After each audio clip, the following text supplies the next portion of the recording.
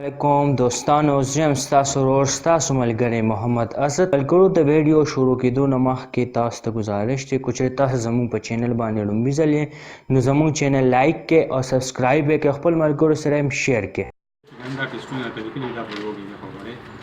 دا ټسټونه ستاسو نوم سره ماما دې باندې نوم چک کا ادم خالد یې ا دې ټسټونه هی خبر ټاپ کړي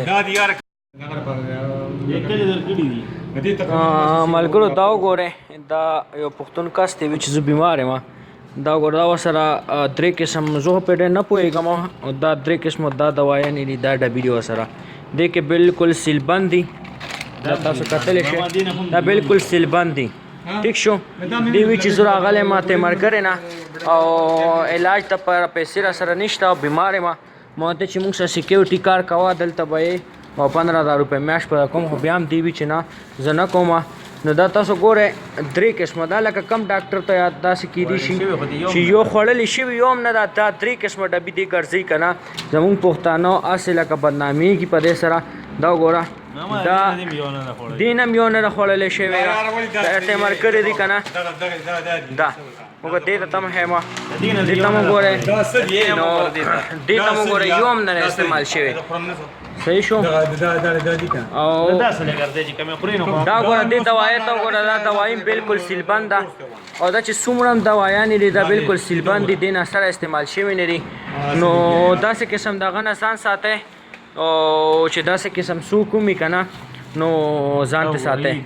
دا بالکل درې، دلته نور هم دا درې پلتي دي، د یو دي یو شان دي، پته چې د څه شي دي د څه نه دي. دا هم بالکل پوره دي او په دې پوه شوې. دا ټول قسم ته دغه کوي، دا میډیسن خلکو ته ښیي چې دا میډیسن موږ استعمالوم او زما ګردې خرابې دي او غواړي پیسې چې ماته پیسې راکړي، زه ځم کلي ته.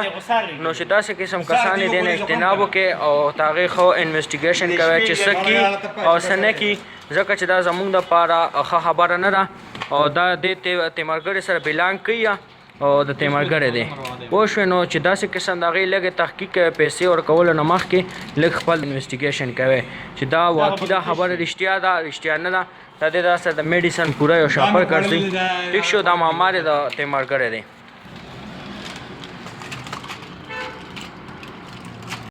چېرې تاسو ته زما ویډیو خوښه شوي نو زما ویډیو لایک کړئ، شیر یې کړئ او زما چینل هم لایک کړئ او سبسکرایب یې کړئ او د خپلو ملګرو سره یې شیر کړئ. دوستانو، ستاسو لپاره ما د فیسبوک یو پیج هم جوړ کړی دی او چې لینک یې ډسکرپشن کې موجود دی. نو تاسو پلیز په هغې پیج باندې ضرور وزټ وکړئ او هغه هم لایک کړئ او فالو یې کړئ. په هغې باندې هم زه ډېر ښکلې ښکلې او د مزې او اسانې ټیکنیکل ویډیو وکوم ستاسو دپاره.